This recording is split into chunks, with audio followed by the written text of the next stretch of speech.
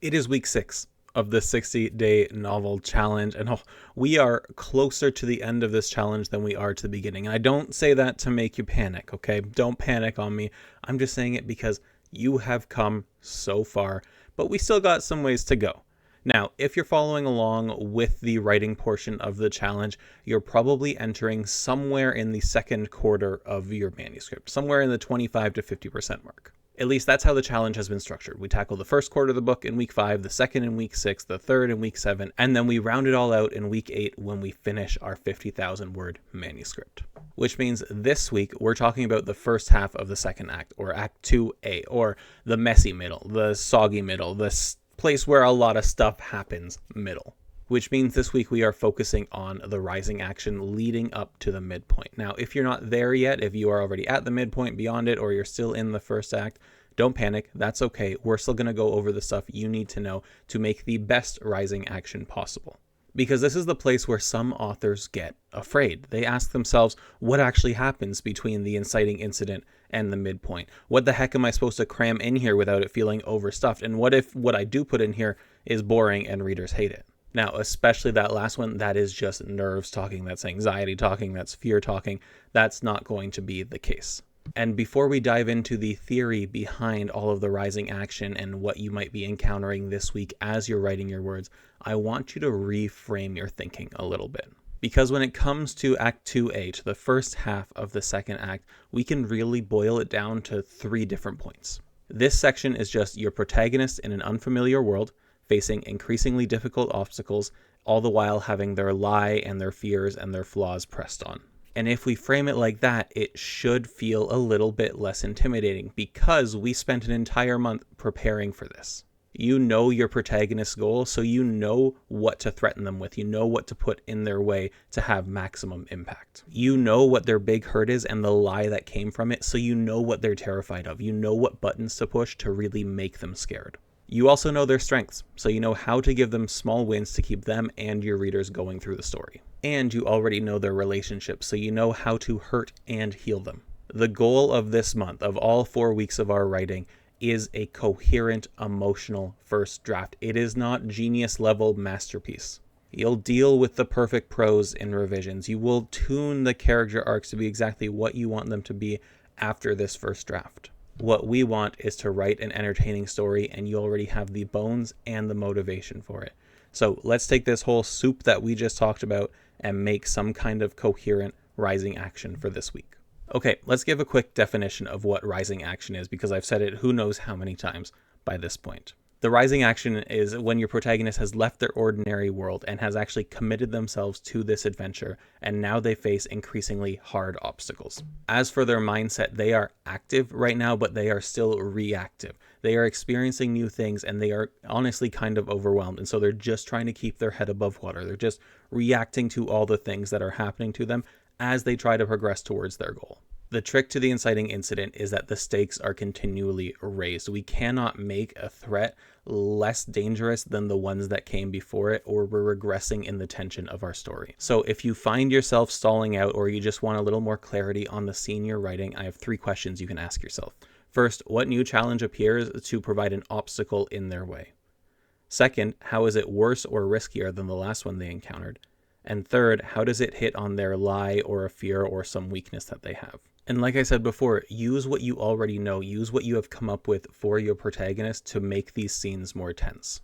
You know what your protagonist's goal is, whether it's the larger goal they're pursuing throughout the whole book or a more immediate short-term goal. So come up with obstacles that can get in the way specifically of those goals. And never, ever, ever forget the big hurt and the lie. The lie is the thing that they tell themselves is true to keep them safe from the big hurt happening again. So if you design obstacles and risks to put in their way that threaten them with the big hurt, that remind them of the pain they experienced before, the lie is going to wrap them up like a soft hug and keep them as safe as it can. These will be the first real tests of the lie for your protagonist. We are going to set up obstacles in their way to continually pick at that lie, because we're going to start breaking down its defenses. This is very much going to be a 2 steps forward, 1 step back scenario. You're going to test the lie, and maybe they're going to shed a little bit of that warm, cozy hug that it has on them. and they'll make a little bit of progress. And then something's going to come in, remind them of that big hurt, and suddenly the lie is holding them harder than ever. Their internal conflict is this constant back and forth of trying to find the truth while the lie is holding them back.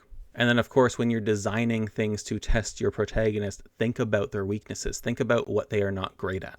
Characters do not change or grow by accomplishing things that they are already very skilled at. That's not how it works. So, as authors, we have to set them up in a situation where they are forced to do something they are bad at. A lot of authors call these try-fail cycles, where the character tries something and fails at it, and it's how they react to that failure that defines their journey. And that might mean they adjust, or they adapt, or they call in reinforcements and they get their friends to help them. But it also might mean that they double down and they regress towards the lie even further. It might mean that they've learned something, but the consequences of their failure are so far-reaching that it is haunting them for the rest of the story. Of course, like I said before, you do know their strengths. We want to sprinkle in little wins here and there. They can be just small victories for the sake of victory, or they can be bigger victories that also come with a caveat, that come with a hook. Sure, they defeated the evil wizard's best general, but in the process, they released a demon onto the countryside. Technically a win, but not really a win. This is also the time of the story where we are interacting with more characters, establishing new relationships, both good and bad, developing existing relationships, again, both good and bad, and experiencing the world that you have built. Especially if you're writing speculative fiction like fantasy, romantasy, sci-fi, this is the time where your character is exploring the world so your reader can explore it alongside them. And it's also where we want to really develop those relationships, because it's through relationships that we see new sides of characters that we already know. And all the while, you're setting up little seeds that are going to grow into devastating consequences or uplifting victories further down the road. To that end, my last general tip for the rising action is to always ask yourself why. Why am I putting this particular obstacle in front of this particular character? What does it tell me and the reader about the external conflict, the internal conflict, the theme that I'm trying to share, a character arc, the world itself?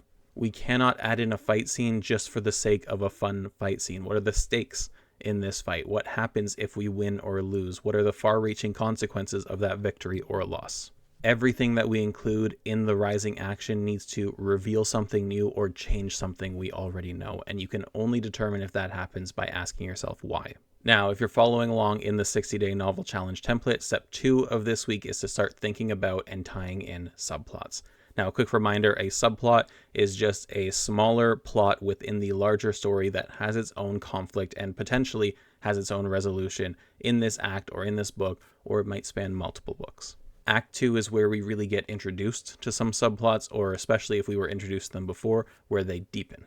You might even have a subplot resolve in Act 2, but don't feel the pressure to do it now. It can be resolved in Act 3. There are two kinds of orientations of subplots. There's parallel and perpendicular. Now, a parallel subplot runs parallel to the main plot, but doesn't really intersect it. It tells its own sort of story with its own conflict, and the results of that will bleed into the main plot. But the things that happen there never directly impact the protagonist and their journey.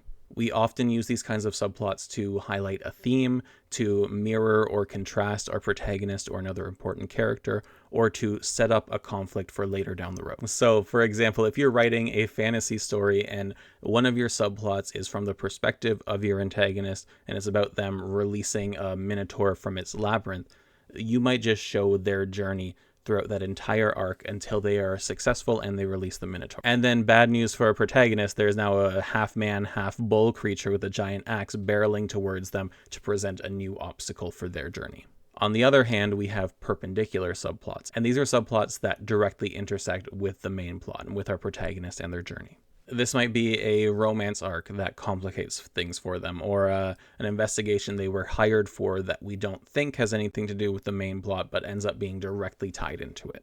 Whatever subplots you want to include, the first half of the second act, Act 2A, is when we want to start introducing and developing them. But we always want to refer back to that why filter that we are viewing every scene through. Why are we tying this subplot into this story? Why is it appearing now? What tension does it add? Does it reveal or challenge something about the protagonist? Does it support or challenge the theme? Does it assist or hinder a character in their own internal or external conflict? Subplots make stories feel more alive. They add depth to our character. They add intricacy to our conflicts and our themes. But they have to be there for a reason. They are not just a separate story crammed into your story. They are there to support the main story in some way. And then the last step that we talk about this week in the 60-day novel challenge template is to introduce the antagonist. Now, to be clear, the antagonist is not always a cackling, mustache-twirling villain. It could be another person. It could be the system itself. It could be the love interest in a romance novel. During the rising action, I want you to focus on the disparity between the protagonist and the antagonist. I mentioned before, the protagonist is reactive in this part of the story. Things are happening to them and they are just trying to survive. The antagonist is the exact opposite. They are proactive. They have much more power and control than the protagonist does. More importantly, they are confident in their goal and they are actively pursuing it rather than just trying to get to it while experiencing the rest of the world. In the rising action, we want to show how the antagonist is strong when the protagonist is weak. We want to show them pursuing their goal and add tension by showing how much farther ahead they are compared to our main character. And we want them to create trouble for the protagonist. This might be intentional. They may set a trap for them. They may unleash a minotaur to go chase them. They may add conflict directly through a sword fight or a magic duel. But they could also be doing it unknowingly. If your antagonist is the love interest in a romance or a rom-com, their actions might be sabotaging the internal conflict of the protagonist without them even knowing. Their overbearing displays of affection could be scaring the protagonist. The way that they are trying to do things that make them feel special could be making them feel scared. And remember what we said in the beginning, you always want to be thinking about how this makes things more difficult for your protagonist. For the antagonist, this comes through raising the stakes. They cancel the small victories that the protagonist has. They expose new vulnerabilities that we and the protagonist didn't even know existed. They simply present big moves so that the protagonist has to make really tough choices in response. And there are a couple ways you can do this as well. If you can write from multiple perspectives within your story, if it makes sense and you're comfortable doing that, have a select few scenes that are from the antagonist's perspective. This lets us get an insight into their plan. It adds this sense of dramatic irony because we know what the antagonist is doing and the protagonist does not. The stakes get raised because there is this swelling sense of dread as we see the antagonist get closer and closer to their goal. Even in a single perspective story, as the author, you know what the antagonist wants, their stakes in the game, and how close they are to achieving their goal.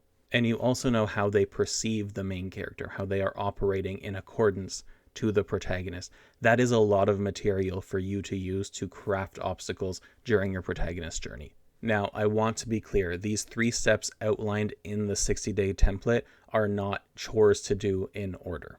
I want you to keep these 3 things in mind as you're writing the rising action. You most likely thought about them when you were planning. Your plot grid might be full of this kind of stuff, but make sure you keep thinking about these things as you're writing this week. And I want to end this video with giving you one golden tip to keep using throughout this week especially, but through all your writing.